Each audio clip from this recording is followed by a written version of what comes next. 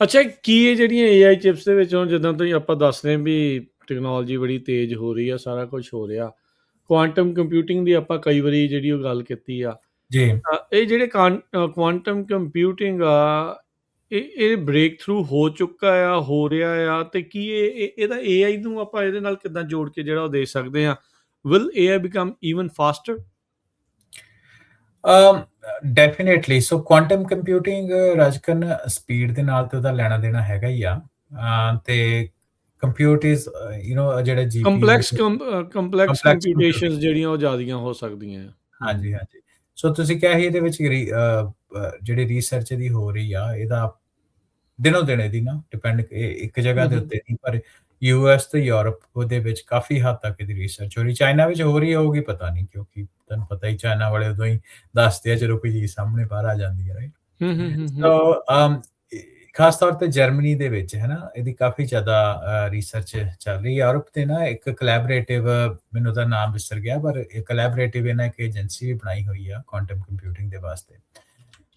ਉਹਦੇ ਵਿੱਚ ਉਹਨਾਂ ਨੇ ਨਾ ਇੱਕ ਐਕਸਾ ਸਕੇਲ ਜਿਹੜਾ ਕਾਫੀ ਹਾਈ ਸਪੀਡ ਦੇ ਉੱਤੇ ਜੁਪੀਟਰ ਨਾਂ ਦਾ ਜਿਹੜਾ ਉਹ ਇਨਫਰਾਸਟ੍ਰਕਚਰ ਜਾਂ ਕੰਪਿਊਟਰ ਕਹਿ ਲਓ ਉਹ ਡਿਵੈਲਪ ਕੀਤਾ ਹੈ ਨਾ। ਸੋ ਬੇਸਿਕਲੀ ਉਹਦੀ ਜਿਹੜੇ ਸਿਮੂਲੇਸ਼ਨ ਦਾ ਰੈਕਡ ਆ ਉਹ ਹੈ ਨਾ, ਉਹ ਇੱਕ ਟੈਕਨੀਕਲ ਟਰਮ ਯੂਜ਼ ਕਰਦੇ ਆ ਕਿਊਬਿਟ। ਉਹਦਾ ਜਿਹੜਾ ਰੈਕਡ ਆ ਉਹ ਪੁਰਾਣਾ 48 ਕਿਊਬਿਟ ਦਾ ਸੀ, ਤੇ ਹੁਣ ਜਿਹੜਾ ਸਿਮੂਲੇਸ਼ਨ ਉਹਦੋਂ ਰੈਕਡ ਤੋੜ ਕੇ 50 ਕਿਊਬਿਟ ਦਾ ਉਹਨੇ ਰਿਕਾਰਡ ਜਿਹੜਾ ਬਣਾਇਆ ਹੈ ਨਾ। Very good. ਸੋ ਬੇਸਿਕਲੀ ਉਹ 'ਚ ਕੀ ਆ ਕਿ ਜਿਹੜੇ ਉਹਨਾਂ ਦੇ ਐਲਗੋਰਿਥਮਸ ਆ, ਜਿਹੜੇ ਉਹਨਾਂ ਦੇ ਸੁਪਰ ਕੰਪਿਊਟਰ ਬਣਾ ਰਹੇ, ਉਹ ਦਿਨੋਂ ਦਿਨ ਜਿਹੜੇ ਉਹ ਫਾਸਟ ਹੋ ਰਹੇ ਆ। ਸੋ ਆਉਣ ਵਾਲੇ ਟਾਈਮ ਦੇ ਵਿੱਚ ਕਿਉਂਕਿ ਦੇਖੋ ਇਹਦੇ 'ਚ ਨਾ ਪ੍ਰੋ ਐਂਡ ਕੌਨਸ ਵੀ ਹੁੰਦੇ ਆ। ਆਪਾਂ ਇੱਕ ਤੇ ਕਿਉਂਕਿ ਜਦੋਂ ਕੋਈ ਟੈਕਨੋਲੋਜੀ ਡਿਵੈਲਪ ਹੁੰਦੀ ਆ ਹੈ ਨਾ, ਉਹਨੇ ਡਿਸਰਪਟ ਕਰਨੀ ਹੁੰਦੀ ਇਨਫਰਾਸਟ੍ਰਕਚਰ।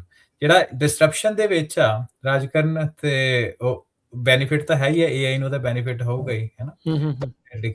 ਪਰ ਨਾਲ ਦੀ ਨਾਲ ਜਦੋਂ ਉਹਨਾਂ ਇੱਥੋਂ ਤੱਕ ਜਿਹੜੀ ਉਹਦੀ ਕੰਪਲਿਕੇਸ਼ਨ ਜਿਹੜੀ ਹੈ ਸਿਮੂਲੇਸ਼ਨ ਦਾ ਰਿਕਾਰਡ ਨਾ ਤੋੜਿਆ, ਤੇ ਉਹਦੇ ਵਿੱਚ ਉਹਨੇ ਇੱਕ ਚੀਜ਼ ਨੋਟ ਕੀਤੀ। ਉਹਨੇ ਇਹ ਕਿਹਾ ਕਿ ਜਿਹੜੀ ਕੁਆਂਟਮ ਮਸ਼ੀਨ ਆ ਦਿਨੋਂ ਦਿਨ ਬਹੁਤ ਜ਼ਿਆਦਾ ਸਟਰੋਂਗ ਹੋ ਰਹੀ ਆ, ਤੇ ਇਹਦੀ ਥ੍ਰੈਟਨਿੰਗ ਇਫੈਕਟ ਬਹੁਤ ਆ ਜਾਊਗਾ। ਸਭ ਤੋਂ ਵੱਡਾ ਸਿਸਟਮ ਕਿਹਦੇ ਉੱਤੇ ਇਹਦਾ ਹੋਊਗਾ? ਇਹਦਾ ਇੰਪੈਕਟ ਹੋਊਗਾ ਜਿਹੜੇ ਤੁਹਾਡੀ ਇਨਕ੍ਰਿਪਸ਼ਨ ਸਿਸਟਮਸ ਆ। ਸੋ ਸਾਈਬਰ ਸਿਕਿਉਰਿਟੀ ਦੀ ਆਪਾਂ ਗੱਲ ਕਰ। ਸੋ ਕਹਿੰਦੇ ਸਿੱਧਾ ਜੁੜਿਆ ਆ ਜਿਹੜੀ ਕੁਆਂਟਮ ਕੰਪਿਊਟਿੰਗ ਸਾਈਬਰ ਸਿਕਿਉਰਿਟੀ ਦੇ ਨਾਲ, ਸਾਈਬਰ ਸਿਕਿਉਰਿਟੀ ਦੇ ਨਾਲ, ਤੇ ਈਵਨ ਜਿਹੜੀ ਕ੍ਰਿਪਟੋ ਕਰੰਸੀਜ਼ ਆ, ਕਿਉਂਕਿ ਕ੍ਰਿਪਟੋ ਦਾ ਵੀ ਤੇ ਆਈਡੀਆ ਇਹੀ ਹੈ ਨਾ ਵੀ ਇੱਕ ਵਾਰ ਬਲੌਕਚੇਨ ਹੈ ਨਾ, ਆਈਡੀਆ ਤੇ ਉਹਦਾ ਹੀ ਆ। ਤੇ ਪਰ ਉਹਦੇ ਵਿੱਚ ਇਹ ਆ ਕਿ ਜੇ ਕਹਿੰਦੇ ਕੁਆਂਟਮ ਕੰਪਿਊਟਿੰਗ ਅਗਲੇ 2-3 ਸਾਲਾਂ ਦੇ ਵਿੱਚ ਪਪੂਲਰ ਹੋ ਜਾਂਦੀ, ਤੇ ਕ੍ਰਿਪਟੋ ਕਰੰਸੀ ਦਾ ਵੀ 10 ਸਾਲਾਂ ਦੇ ਵਿੱਚ ਭੋਗ ਪੈ ਜਾਣਾ। ਕਿਉਂਕਿ ਕ੍ਰਿਪਟੋ ਦਾ ਤਾਂ ਮਤਲਬ ਇਹੀ ਆ ਕਿ ਕ੍ਰਿਪਟ ਕਰ ਦਿੱਤਾ ਕਿਸੇ ਚੀਜ਼ ਨੂੰ, ਤੁਸੀਂ ਉਹਨੂੰ ਓਪਨ ਨਹੀਂ ਕਰ ਸਕਦੇ। ਪਰ ਜਿਹੜੀ ਕਿਊਬਿਟ ਦੇ ਹਿਸਾਬ ਦੇ ਨਾਲ, ਤੇ ਜਿਹੜੀ ਨੇਚਰ ਹੈਗੀ ਹੈ ਇਹਦੀ ਕੁਆਂਟਮ ਕੰਪਿਊਟਿੰਗ ਦੀ ਜਿੱਦਾਂ ਚੱਲ ਰਹੀ ਜੁਪੀਟਰ ਇਨਫਰਾਸਟ੍ਰਕਚਰ ਦੇ ਥਰੂ, ਉਹਦੇ ਦੌਰਾਨ ਤੇ ਆਪਾਂ ਇਹ ਦੇਖਦੇ ਵੀ ਕ੍ਰਿਪਟੋ ਕਰੰਸੀ ਦਾ ਵੀ ਜਿਹੜਾ ਉਹ ਛੇਤੀ ਭੋਗ ਪੈਣ ਹੀ ਵਾਲਾ ਵਾ। ਇਸ ਹਿਸਾਬ ਨਾਲ anybody who is not digital, ਜਿਹੜਾ ਐਨਾਲੌਗ ਆ ਉਹੀ ਸੇਫ ਆ ਫਿਰ। ਪਰ ਐਨਾਲੌਗ ਦੀ maybe like in future 20 ਸਾਲਾਂ ਨੂੰ 50 ਸਾਲਾਂ ਨੂੰ ਆਪਾਂ ਫਿਰ ਉੱਥੇ ਹੀ ਚੱਲਦੇ ਆ, ਫਿਰ ਆਪਾਂ ਬ੍ਰੌਂਜ਼ ਏਜ ਚੋਂ ਨਿਕਲਾਂਗੇ, ਫਿਰ ਦੁਬਾਰਾ ਉਹ ਸਾਰੀਆਂ ਚੀਜ਼ਾਂ ਚੋਂ ਜਿਹੜਾ ਉਹ ਆਵਾਂਗੇ। Sometimes I feel like we are just too good for humanity. ਚਲੋ ਆਪਾਂ ਨਾ ਥੋੜਾ ਸਿੰਪਲੀ ਐਕਸਪਲੇਨ ਕਰਦੇ ਹਾਂ, ਥੋੜਾ ਕੰਪਲਿਕੇਟਡ ਟੌਪਿਕ ਆ ਕੁਆਂਟਮ ਕੰਪਿਊਟਿੰਗ ਦਾ। ਸੋ ਕੁਆਂਟਮ ਕੰਪਿਊਟਿੰਗ ਦਾ ਆਈਡੀਆ ਹੈਗਾ ਕਿ ਇੱਕ ਜਿਹੜੀ ਫਿਜ਼ਿਕਸ ਦਾ ਨਾ ਇੱਕ ਕੁਆਂਟਮ ਬੇਸਡ ਇੱਕ ਉਹਦੀ ਕਹਿ ਲਓ ਕਿ ਧਾਰਾ ਹੈਗੀ ਆ, ਕੁਆਂਟਮ ਫਿਜ਼ਿਕਸ ਨੂੰ ਕਹਿੰਦੇ ਆ।